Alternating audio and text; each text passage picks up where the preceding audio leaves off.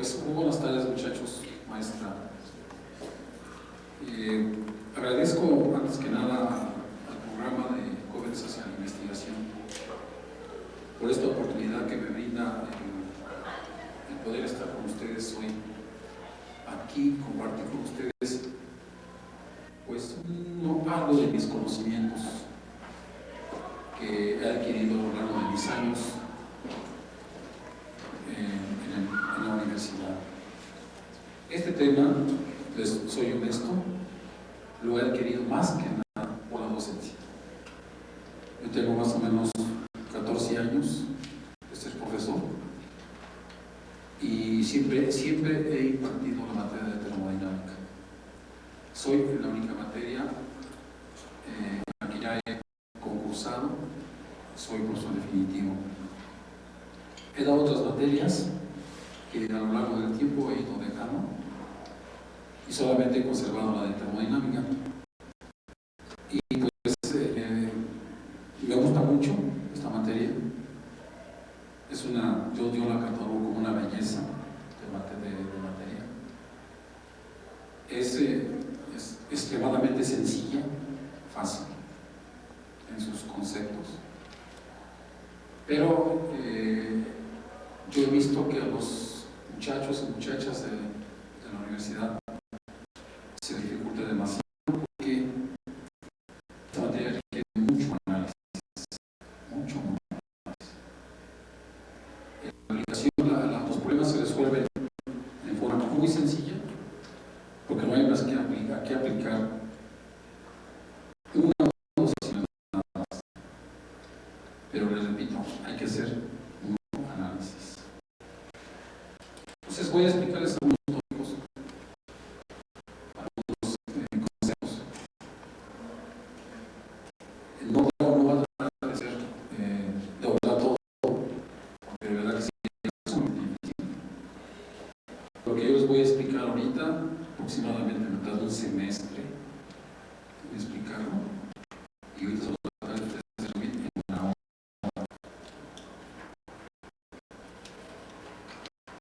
Son las dos ecuaciones que se aplican cuando se hace un análisis termodinámico. Bien. Primero se tiene que empezar porque ustedes definan qué tipo de sistema están analizando. Nada más hay dos. Uno que es cerrado y otro que es abierto. La diferencia es extremadamente sencilla. En el cerrado, durante todo su análisis, la masa es constante. Ustedes podrán hacerle lo que quieran a su masa, pero la cantidad nunca varía. Si ustedes tienen 1.1 kilogramos al empezar, al finalizar van a tener 1.1 kilogramos. Entonces, esa sería la característica del sistema cerrado. Ahora, un sistema abierto puede tener entrada y salida de masa, puede tener nada más entrada, puede tener nada más salida. Cualquiera de los tres casos se puede presentar. El caso más sencillo de analizar es cuando lo que entra es igual a lo que sale en masa. Tomen nota, es en masa. O sea, no se está acumulando masa ni está disminuyendo la masa. Bien, sistemas cerrados. Mediante una decisión de las energías que son posibles de tener, se llega a establecer esta ecuación. Esta ecuación me dice que el cambio de energía interna, U, delta U, más el cambio de energía cinética, más el cambio de energía potencial, es igual al calor menos el trabajo. Vean ustedes la sencillez de esta ecuación. Son 5 términos. Los 3 del lado izquierdo, energía interna, energía cinética y energía potencial, son energías que mi sistema tiene, que mi sistema sistema contiene. Mientras que los dos términos del lado derecho, calor y trabajo, son energías que entran o salen por las fronteras del sistema. Entonces, como tal, no son energías de mi sistema, son energías externas a él.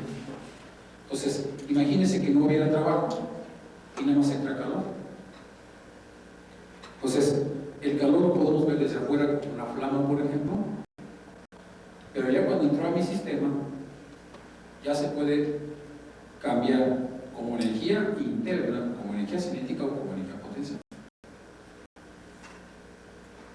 Ahora, si yo tengo un sistema donde mi energía interna disminuye, por ejemplo, y no tengo energía cinética y energía potencial, entonces esta disminución de energía interna se puede observar hacia afuera como una salida de calor o como una salida de trabajo, pero hacia afuera. Entonces, aquí lo importante que entiendan es que el calor y el trabajo son energías que entran por las fronteras. Y ya adentro, ya no es calor ni trabajo, ya es energía interna, cinética o potencial. Ahora, energía interna se muestra por calentamiento o enfriamiento o cambio de fase de la sustancia. El caso más simple es que un líquido cambia a vapor. En ese caso, la energía interna está aumentando. Energía cinética. La energía cinética se presenta cuando todo mi sistema tiene una velocidad.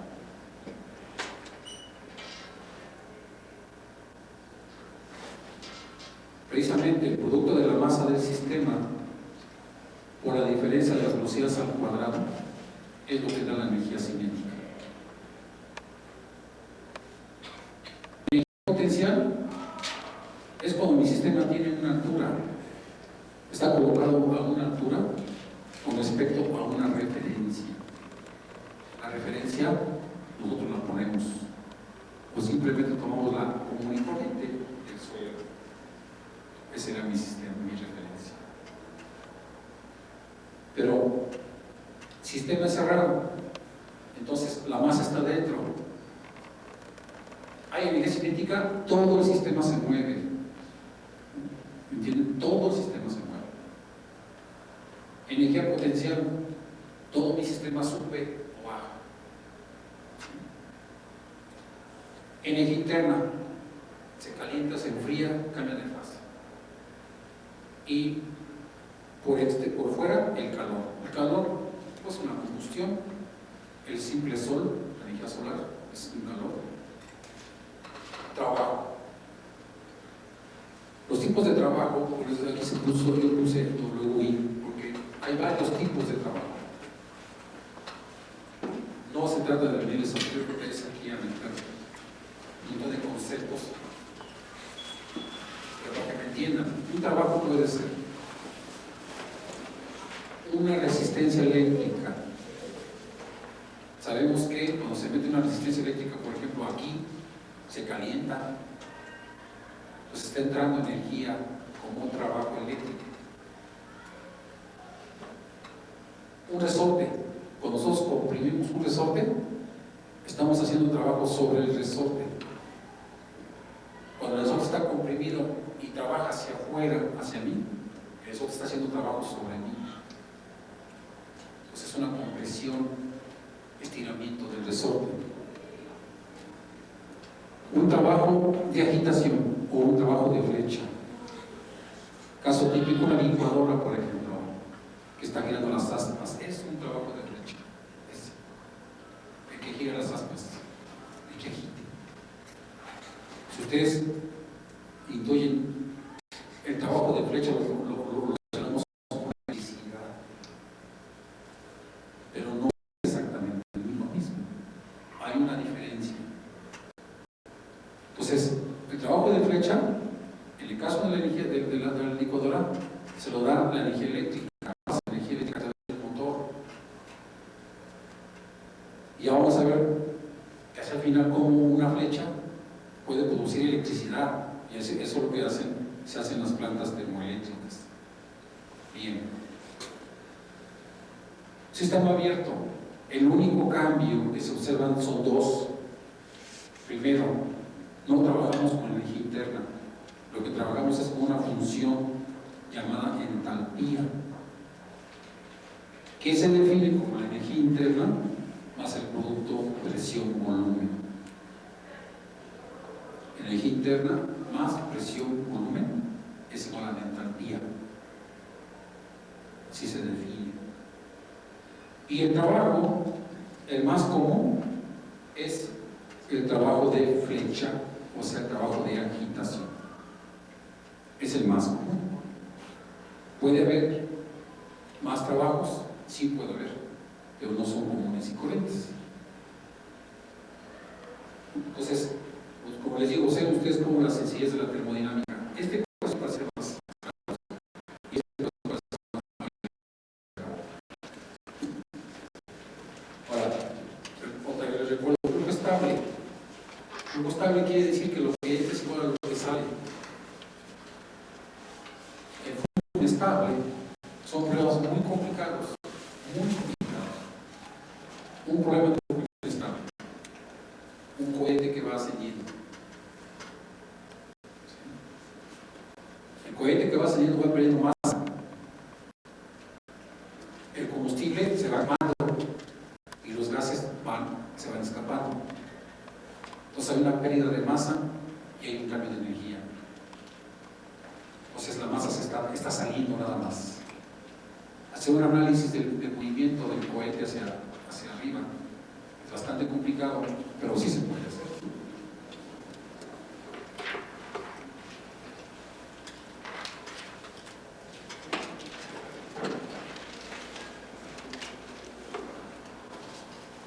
Dos sistemitas cerrados.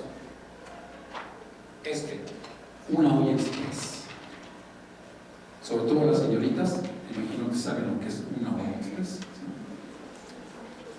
Pues la olla express tiene un volumen constante. Se carga con una cantidad de agua. Se le agrega, si quieren ustedes, la carne, las verduras, etc. Para efectos termodinámicos, tomamos en cuenta el agua que se agrega nada más. Hay un espacio de aire.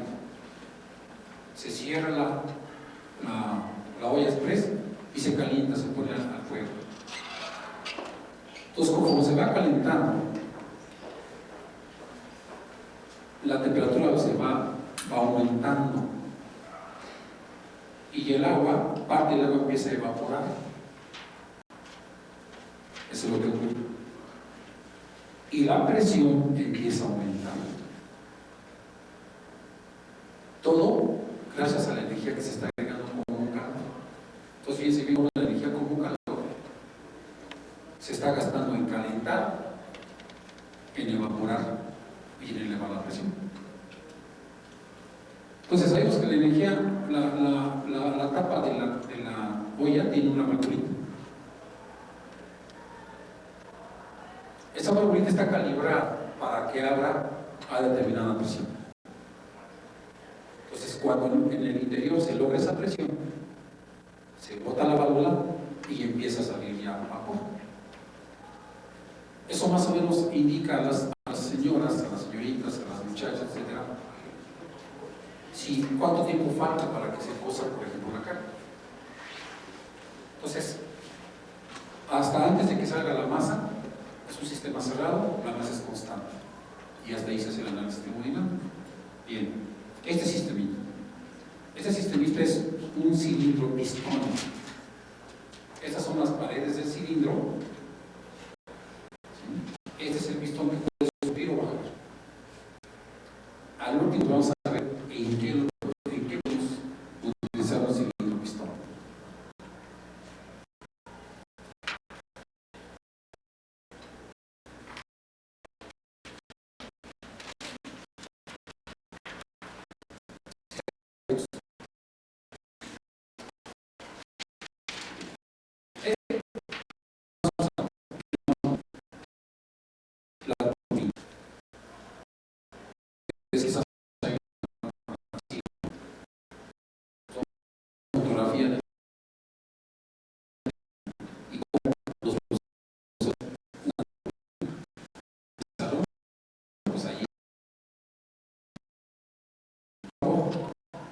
con alta energía y saca un vapor con baja energía. ¿Qué le pasó a la energía? Sale como un trabajo de flecha. Un trabajo de flecha que pasa a un generador eléctrico y sale como electricidad. Entonces, esta turbina es la principal generadora de electricidad. Un compresor también. En el salón lo hacemos así. Si ustedes se fijan, es igualito que la turbina. Nada más que el trabajo de flecha entra ahora. Entonces, el compresor necesita energía para trabajar. Recibe un gas a baja presión y arroja un gas a alta presión. Esa es la función del compresor.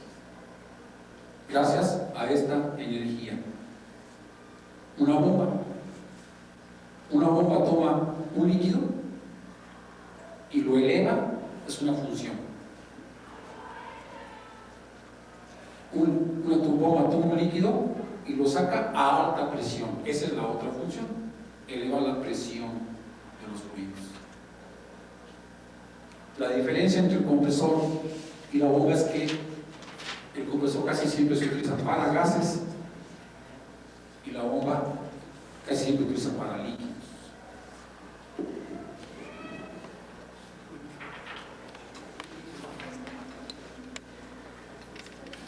Vean ustedes algo que se asemeja a una turbina real.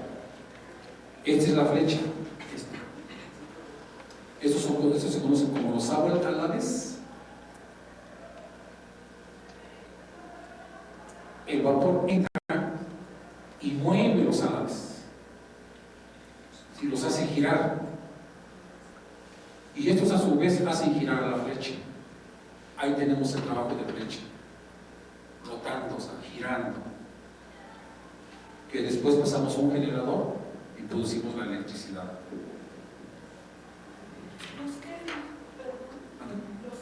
A la vez. A la vez. A la vez.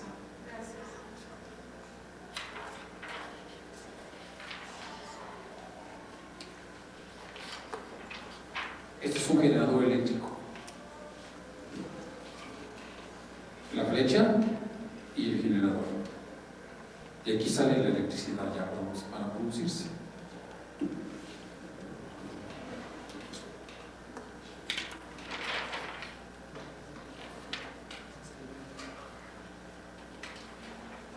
Una bomba. Aquí está entrando el líquido, pasa a través de lo que se conoce como el rotor. El rotor lo que hace es que la toma y lo va comprimiendo a su paso y lo saca comprimido. Eso es lo que hace el rotor.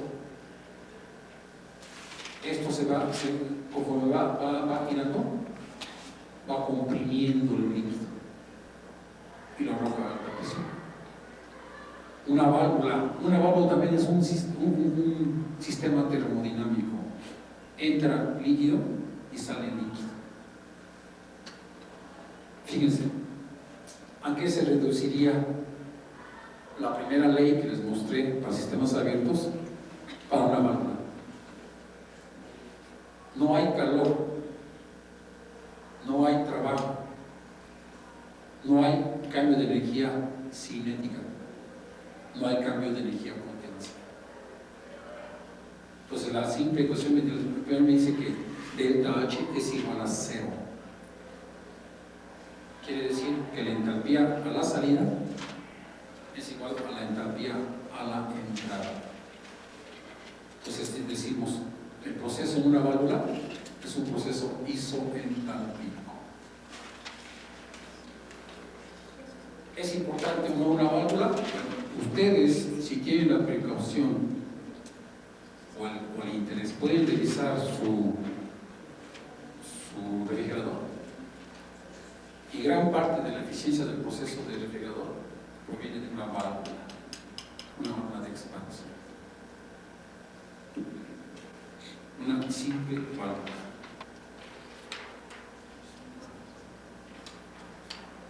Bien, sin más sistemas abiertos. Un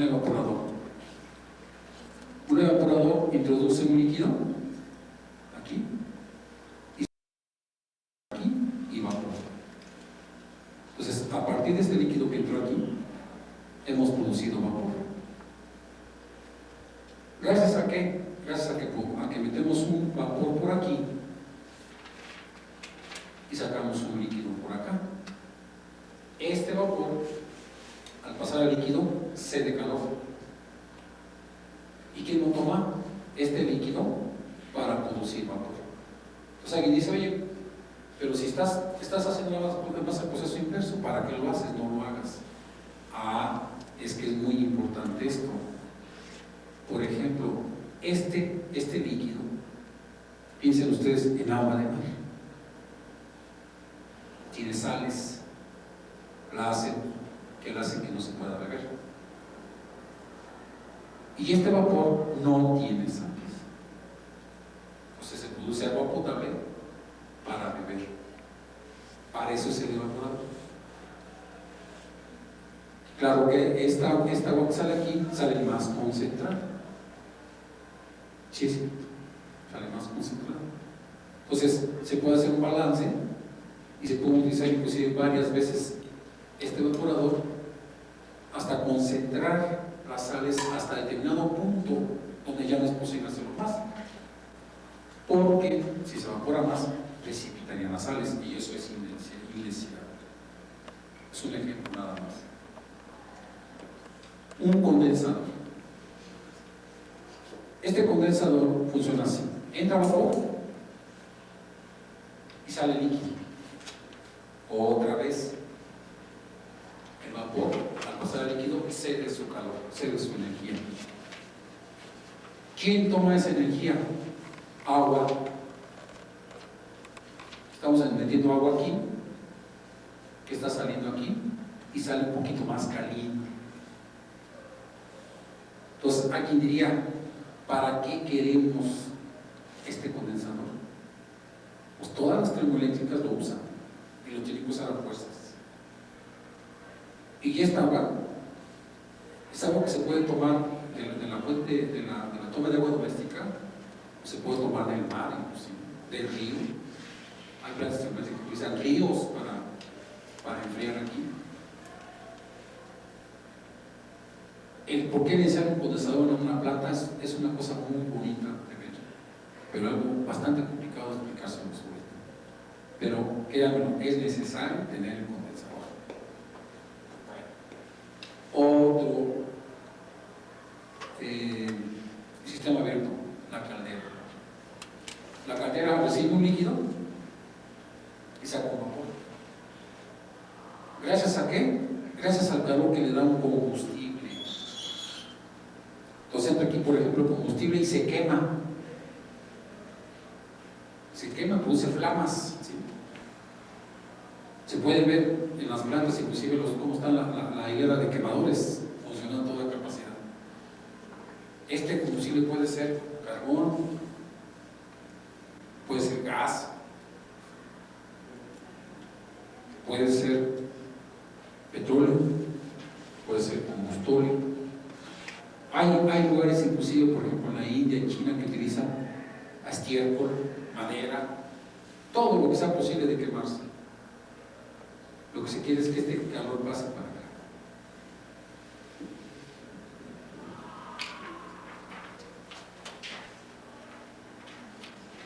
Entonces, esto lo hacemos en el pizarrón del salón de clase.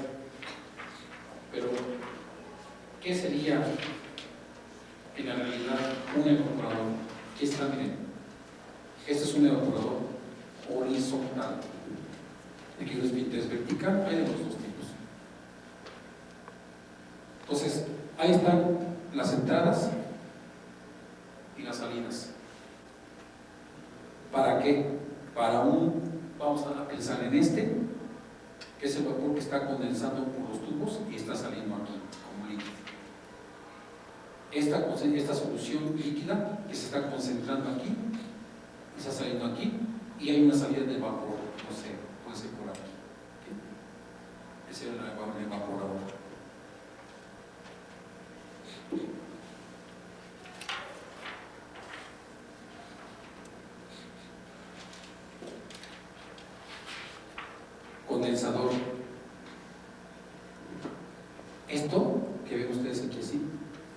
banco de tubos. Un buen condensador puede tener 5,000, 8,000, 10,000 tubos. Y por dentro de los tubos está circulando el agua. Por aquí está entrando el vapor y por aquí está saliendo el condensado. Entonces, estos son los condensadores de las plantas verdaderas.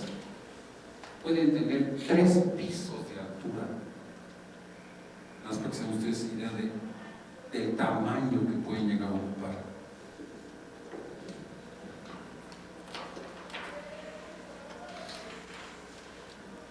Bien,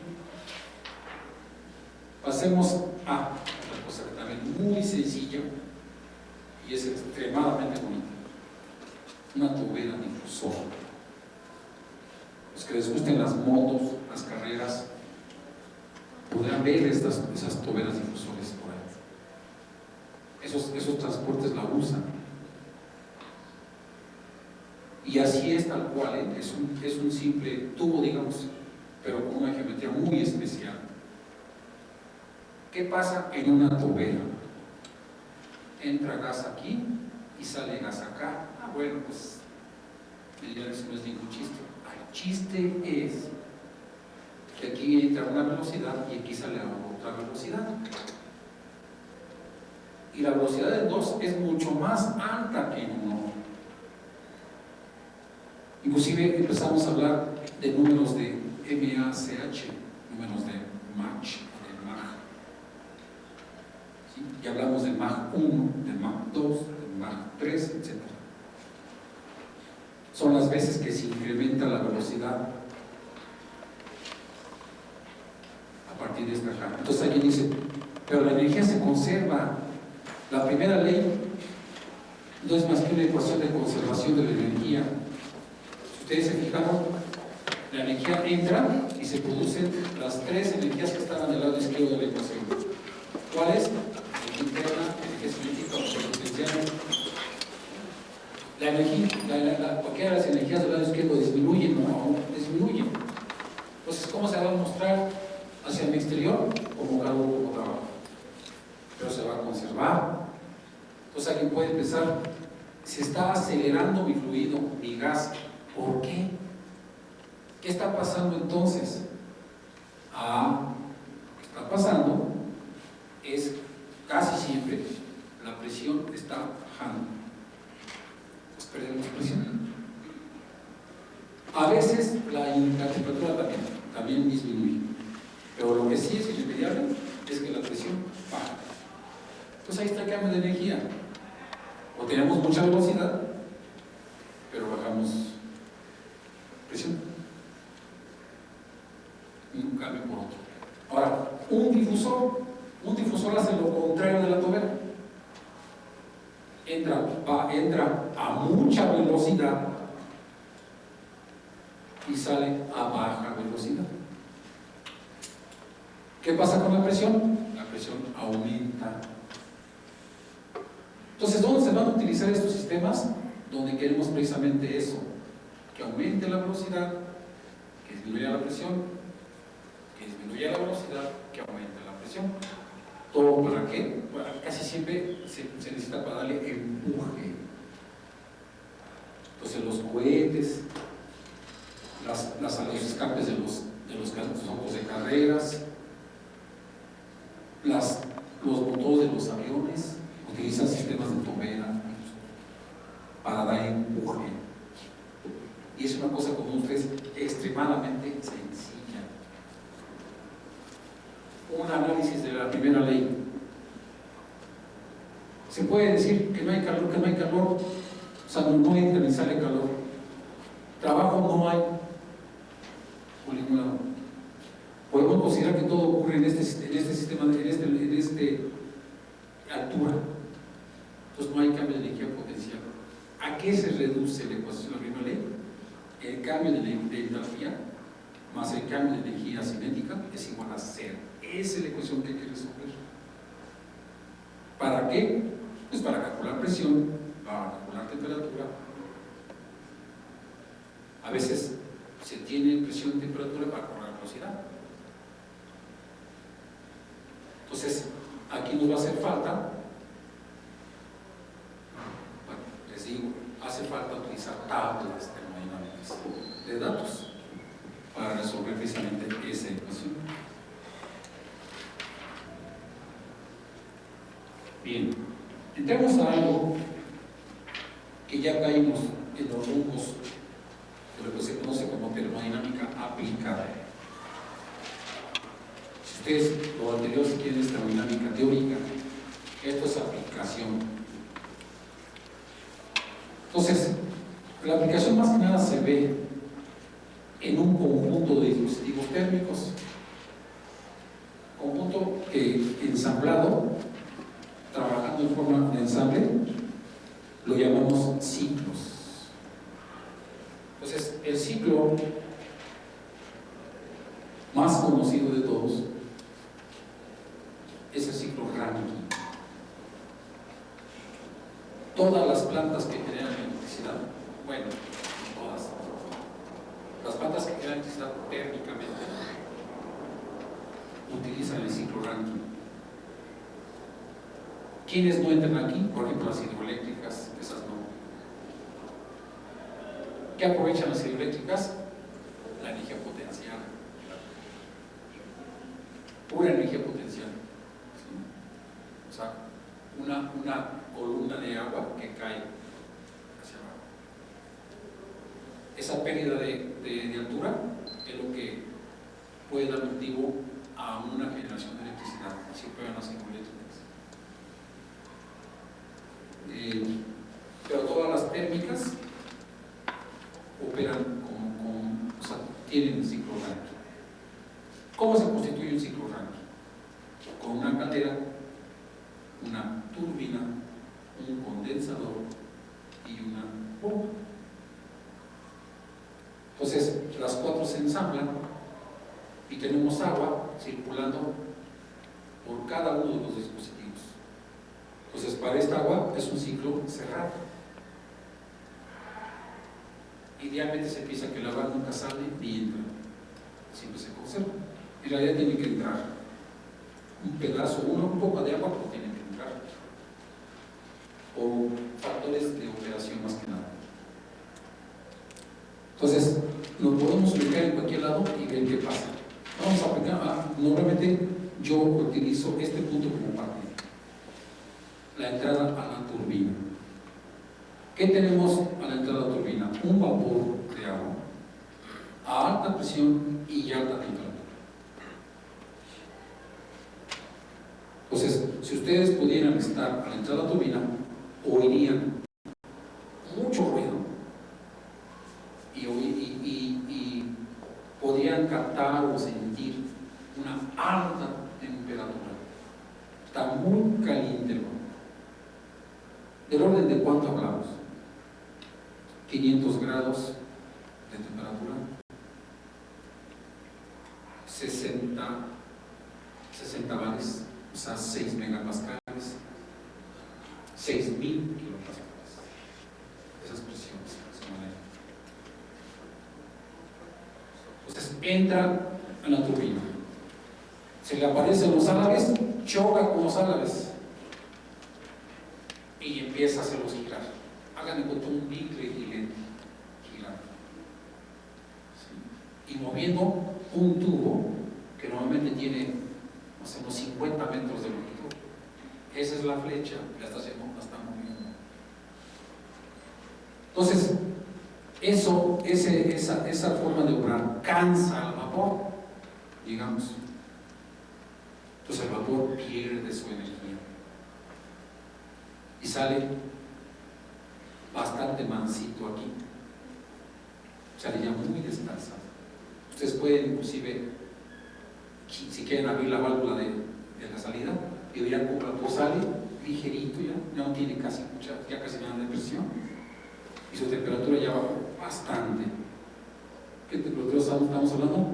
60, 70 grados, no más. Entonces, la termodinámica dice que esta energía que perdió ese vapor se pasó a algún lugar. Bien, movió la flecha, produjo una potencia que se llama de flecha la cual se transforma de un generador eléctrico en electricidad. Eso es lo que nos entrega la turbina. Bien, este vapor a baja presión, a baja temperatura, se pasa a un condensador y ahí sale como líquido. Y eso ocurre gracias a que agua entra y enfría o condensa el vapor. Es un condensador. Entonces, ¿qué es? Bastante inteligente se ha dicho, ¿para qué necesitamos este condensador? Es una pérdida de energía. Sí es cierto. Es una pérdida de energía y muy grande, pero es obligada. Toda la gente dice, niega lo práctico de este condensador, pero nadie puede decir que se quite. Ahora, la existencia de este condensador tiene más que nada que ver con la segunda ley, que no vemos obviamente aquí. La segunda ley nos dice que este condensador tiene que existir a fuerzas. Se puede demostrar desde el punto de vista de la entropía, que es precisamente la segunda ley. Bueno, ya sale este líquido, lo recibe esta bomba. ¿Qué le hace la bomba? Le aumenta su presión y lo saca como líquido a alta presión. Entonces la bomba requiere potencia para trabajar. Entonces en las plantas normales le toma algo de potencia de la turbina, le quita algo para que trabaje esta bomba. Y en sí, esa turbina le da a esta bomba la iluminación de la planta, las computadoras de la oficina, todo lo que sea energía, el aire acondicionado que utilizan los jefes o los empleados, todo lo toman de la turbina. Y ya hay una potencia neta que es la que ya sale hacia afuera de la turbina. Entonces, este líquido de alta presión entra a la caldera y se produce un vapor que entra a la turbina y ahí se sirve esta parte del ciclo. Bien, pero este líquido que pasa a vapor lo hace gracias a un combustible que se está quemando. ¿Qué combustible utilizaba por lo menos hasta hace algunos años en México? El combustóleo, que es un producto pesado del petróleo. Con el paso de los años, la tendencia ha sido utilizar gas. Entonces, si ustedes supieran que hace como unos 8 años, la planeación de la Comisión Federal de Electricidad fue utilizar puro gas. Hubo voces de alarma que les decían que no se dependieran del gas. Y sin embargo, nunca hicieron caso. Hasta ahora sí están haciendo caso. ¿Pero por qué? Porque este gas está súper caro. O sea, ya estamos viendo esa combustón. Entonces, son unos bandazos que dan la política, que inclusive a nosotros como técnicos también nos pasan a afectar. Esto, como ven ustedes, es lo más sencillo que yo puedo darles a ustedes. Una planta real es mucho más compleja, mucho más difícil de explicar. Hay otros pasos, otros procesos que se dan aquí en la planta, que más que nada lo hacen para hacerlo más eficiente. Como ven ustedes, aquí entra una energía del combustible. Aquí sale una potencia, que es energía. Aquí sale una energía como calor. Y aquí entra una potencia, o sea, una potencia de flecha, una energía eléctrica. Entonces, fíjense, si nosotros encerramos esto, vemos entrada, calor aquí, entrada, energía eléctrica acá, salida, energía eléctrica aquí y calor aquí. Dos de entrada y una de salida. Esas son las energías que el ciclo emana. Para hablar en términos redondos, ¿qué eficiencia tenemos? Bien, una planta nueva o con un año de trabajo, de que haya trabajado, entrega 4 unidades de energía aquí, por 10 que entran aquí. Fíjense bien, 4 aquí por 10 que entran acá. Quiere decir que como esta es la energía útil, esta planta tiene una eficiencia de 40%. Es triste y lamentable que sea así, pero así es. Y no hablemos de plantas viejas. Entonces empezamos a hablar de eficiencias del 35%, del 30%, del 25%. Entonces, no los alarmo, pero una unidad de estas tradicional o estándar produce aquí 350 megawatts. Aquí produce 350 megawatts. Otra vez para número 2, vamos a decir que produce 400 megawatts. Pues salen 4. ¿Cuántos megawatts le tengo que dar aquí con calor? 1000. Entonces, ¿cuánto combustible no hay que quemar? ¿Cuánto gas no hay que quemar? 1000 aquí para sacar aquí 400. ¿A dónde se van los otros 600? Aquí, fíjense, aquí.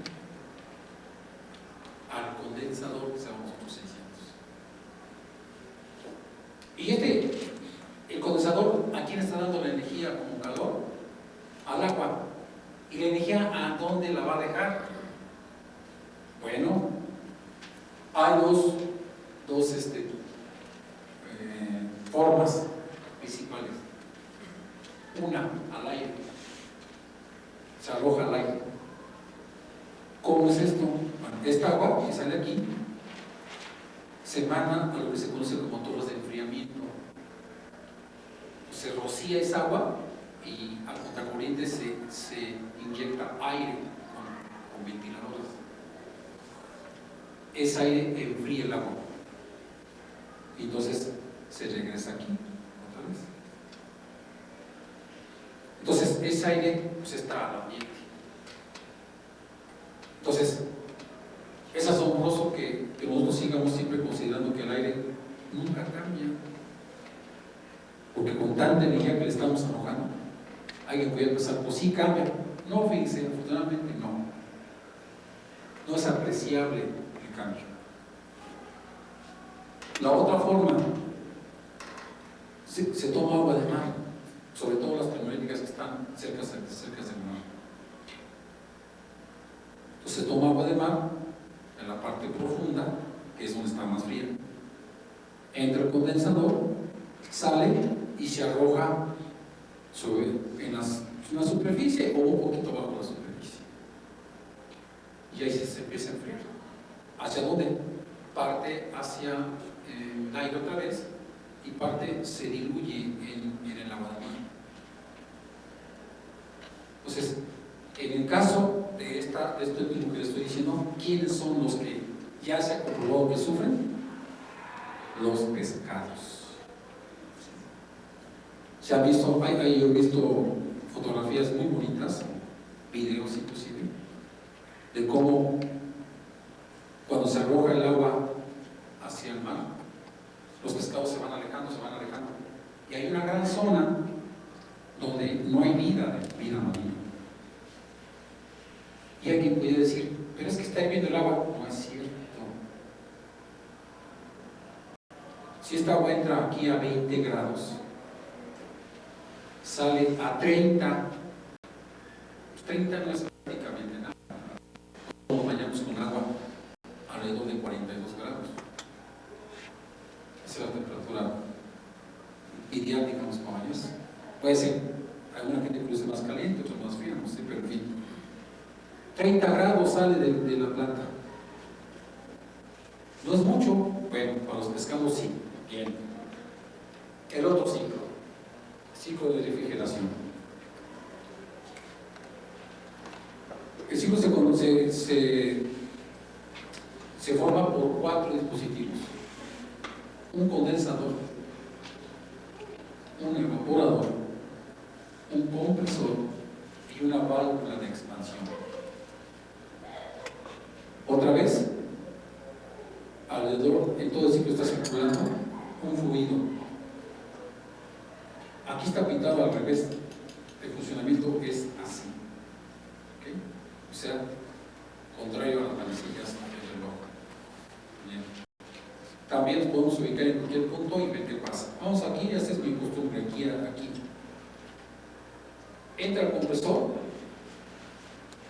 el fluido, que en este caso puede ser refrigerante 12 o refrigerante 134 A. Entra, se comprime, o sea, se eleva la presión. Sale aquí y se condensa, o sea, pasa a líquido. Este líquido pasa a través de esta válvula de expansión y se produce un vapor que vuelve a pasar a este evaporador, donde toma energía y sale como un vapor, pero con una más alta energía. Entonces, este es el punto de más alta energía como calor.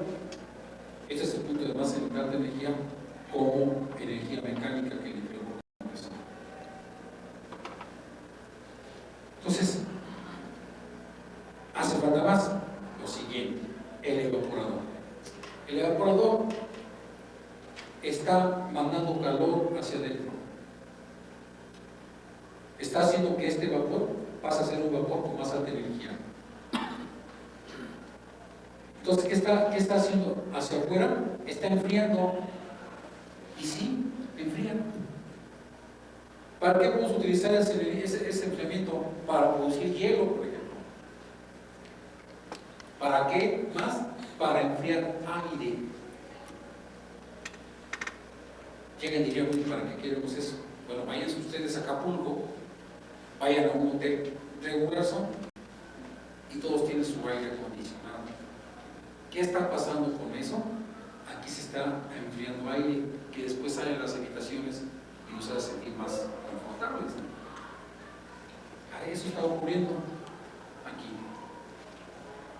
Bueno, si ustedes se ponen a un ladito de lo que es el sistema de refrigeración, sentirían también calor. Esta es la parte donde está el calor. Energéticamente se está arrojando el calor que está entrando el evaporador más la corriente eléctrica que se está agregando al compresor. Por aquí está saliendo como calor todo. Otra vez, por conservación de la energía, así tiene que ser. Esta energía que entra aquí, más esta energía que entra aquí, tiene que salir aquí, porque este no tiene ninguna cuestión energética de entrada ni salida. Pues aquí está saliendo calor.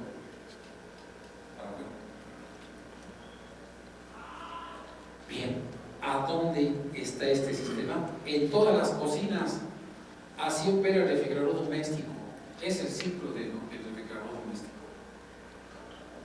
¿Qué es el evaporador? Le pones la caja a donde ponemos los huevos, los refrescos, el queso, etc. ¿Qué está haciendo? Está enfriando aire. Aire que enfría a su vez a todos los alimentos y que los conserva.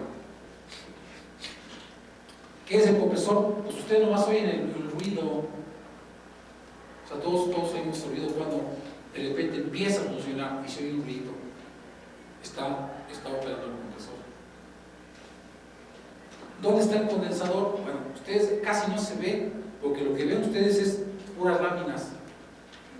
Pero si ustedes quitan esas láminas, por atrás verían tuberías. Ahí está circulando el fluido y se está enfriando hacia el exterior. Y ustedes verán una válvula que les digo que es muy importante que opere. Entonces, está enfriando.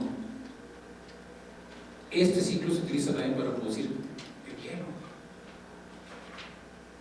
Y se puede utilizar mucho más cuando se ponen varios en cascada. Se pueden utilizar temperaturas, se puede alcanzar bajo temperaturas bajísimas. Por ejemplo, imagínense, refrigerar carne, menos 20 grados centígrados. Uno para producir hielo no les da material para uno de menos 20 grados centígrados. Entonces tienen que poner otro ciclo, pero abajo.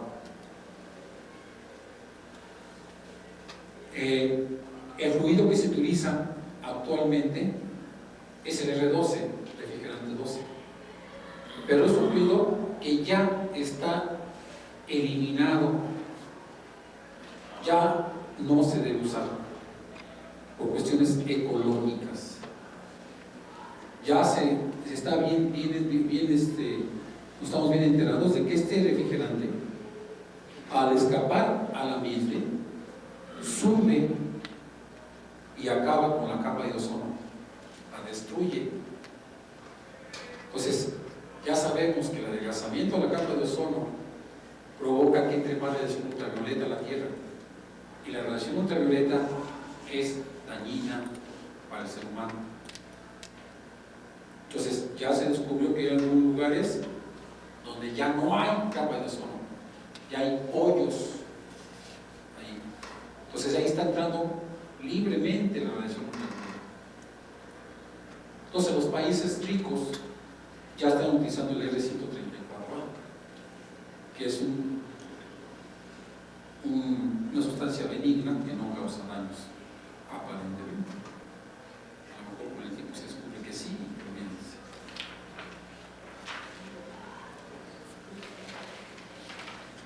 Bien. El simple cilindro pistón, un sistema cerrado. ¿Cómo lo podemos analizar termodinámicamente?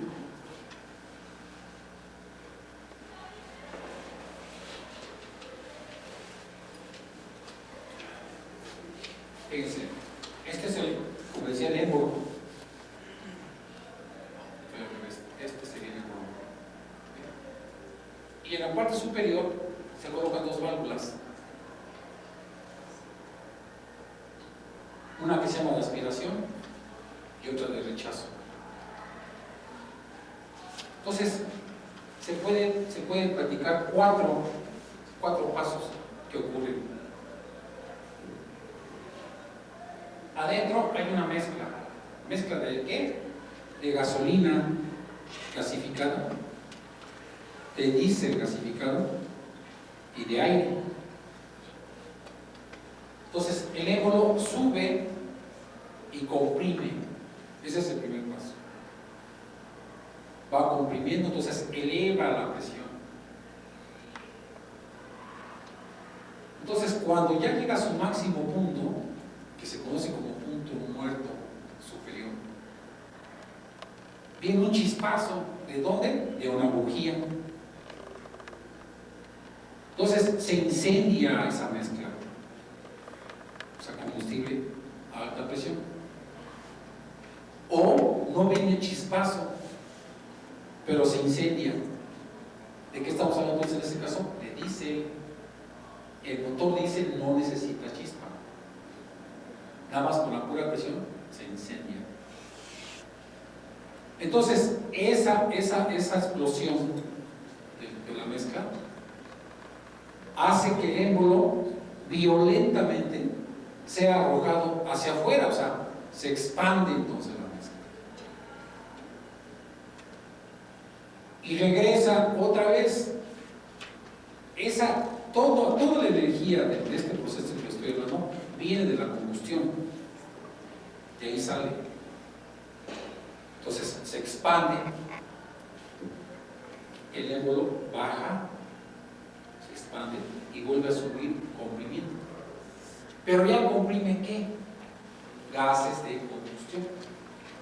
Ya no hay, en teoría ya no hay gasolina, ni ya hay aire, hay gases de combustión.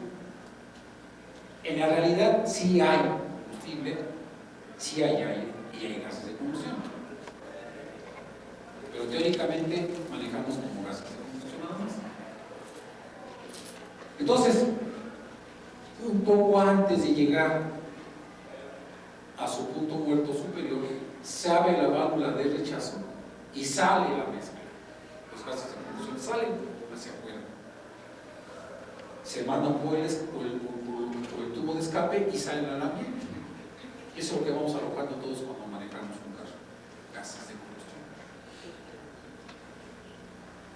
Entonces, se cierra, cuando ya se salió todos los gases, se cierra la válvula y se abre la de aspiración.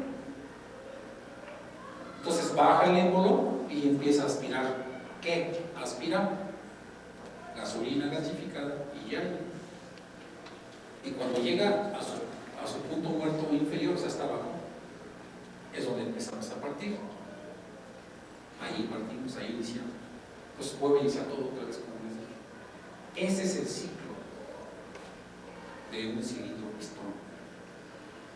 Se conoce, para gasolina se conoce como ciclo Otto y para diésel se conoce como ciclo diésel. Termodinámicamente lo tratamos como yo les estoy hablando. Termodinámicamente se puede calcular cuánta potencia nos produce un ciclo. Por ejemplo, un cilindro de estos. Tenemos que conocer el volumen del cilindro, tenemos que conocer el stroke que se llama, o sea, cuánto baja el émbolo o la altura del cilindro. Bien, y por fuera del cilindro se conecta lo que se conoce como el cigüeñal, que es lo que hace el vehículo.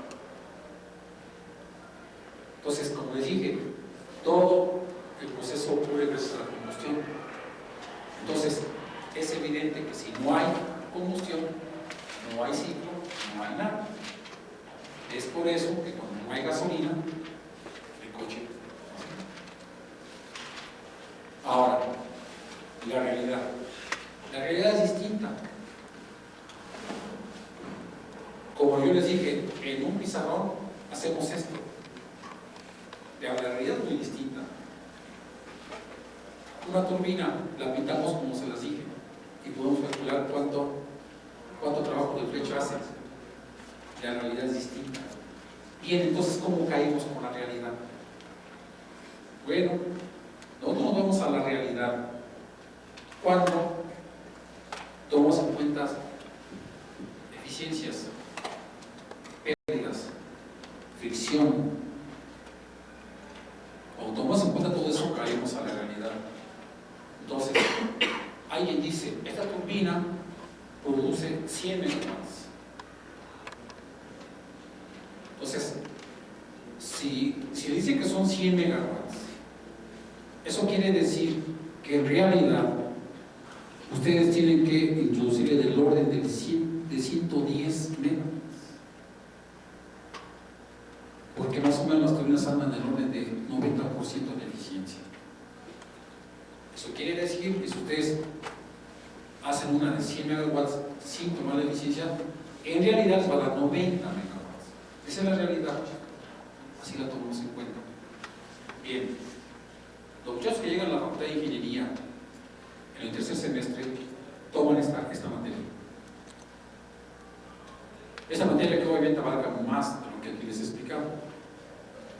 Todos los que van para ingenieros, cualquier tipo de ingeniería, tienen que cursar esta materia. Entonces, las señoritas, por ejemplo, digo señoritas porque así se ve la población, que van a ingeniería de computación, sufren y dicen que para qué les sirve todo esto. Porque ellas jamás se van a meter en ciclo diésel, ni Otto, ni nada de eso. Bueno, yo de cierta forma les doy la razón, pero las autoridades de la facultad decidieron ya hace como 10 años que todos los ingenieros que se precien de ser ingenieros tienen que conocer estos conceptos termodinámicos, incluidos los de computación, incluidos los civiles, que peor tantito dicen que para qué les sirve esto. Solamente los mecánicos, los ingenieros mecánicos, estudian más de esto. Ellos sí se van a termodinámica aplicada después, y después se van a transferencia de calor, después se van a máquinas térmicas, donde ven mucho más que esto. Pero ya nada más los mecánicos, nada más. Ya los demás ya hasta ahí llegan. Entonces, esto es lo que yo les puedo narrar, les puedo contar. No quise así atacar bastantes detalles porque un detalle me lleva a otro detalle y así puedo alargar esto mucho más. Espero de todos modos que tengan alguna idea de lo que es la termodinámica. Espero que quizás a algunos de ustedes, como a mí, les haya gustado. Y los que no, por lo menos ya saben de qué trata la termodinámica. Si todos ustedes tienen alguna pregunta,